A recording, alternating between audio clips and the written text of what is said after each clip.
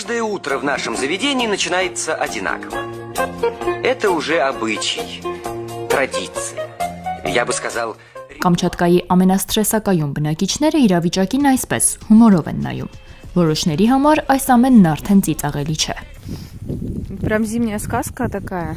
Ձմեռային հեքիաթի է նման, բայց անկեղծ ասած այնքան էլ հաճելի չէ։ Շատ տներ ուղակի թաղված են, մարդիկ չեն կարողանում դուրս գալ։ Люди не могут выбраться. Հունվարի 12-ից Կամչատկայում ձմեռ է ամենաիրական ձնառատ իմաստով։ Ըստ Կամչատկայի հիդրոթերապևտաբանության եւ շրջակա միջավայրի մոնիթորինգի վարչության, այսպես չէր եղել ավելի քան 50 տարի։ Ну, я думаю, есть районы где-то еще, наверное. Գուցե կան ինչ-որ տեղեր, ուր վիճակն ավելի վատ է, այստեղ սարսափելի է։ Բայց գլուխ կհանենք։ Ну, мы камчедалы, мы справимся. Այս մարդիկ ուզում են գլուխ հանել իրենց հասակից էլ բարձր ձյունից։ Որոշ հատվածներում ձյան շերտի բարձրությունը հասել է 170 սանտիմետրի, որոշ տեղերում գերազանցել 2.5 մետրը։ Какой-то апокалипсис творится. Վերջին օրերին Կամչատկայում ինչ-որ ապոկալիպսիս է։ Ձյունը շարունակում է տեղալ։ Նայեք դիմային, նրա հասակը 1.84 է։ Այստեղ ձյունը երևի 2.5 մետր է։ С краев, наверное, метра, ну, 2,5 точно. Вот метр 84.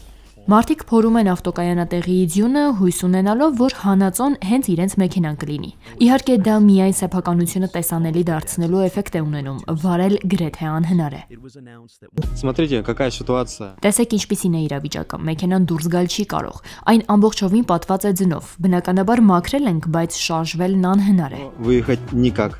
Միայն առաջին 2 օրում Կամչատկայում տեղացել է ողջ ամսվա նորմայի 52%-ի չափով ձյուն։ Իսկ այս տարածաշրջանում նորման Հայաստանի համեմատ բավականին բարձր է։ Իրենց բնակարաններից ամենաազատ ելումուտն ունեին շենքերի երկրորդից բարձր հարկում ապրող մարդիկ, ճանապարհը պատուհանով։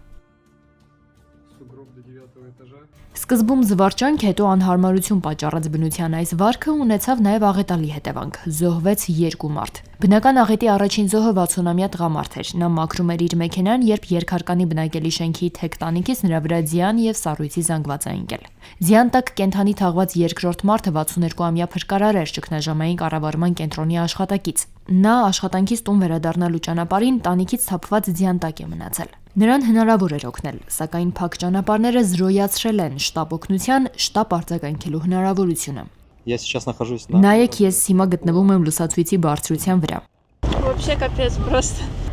Достопримечательность местная.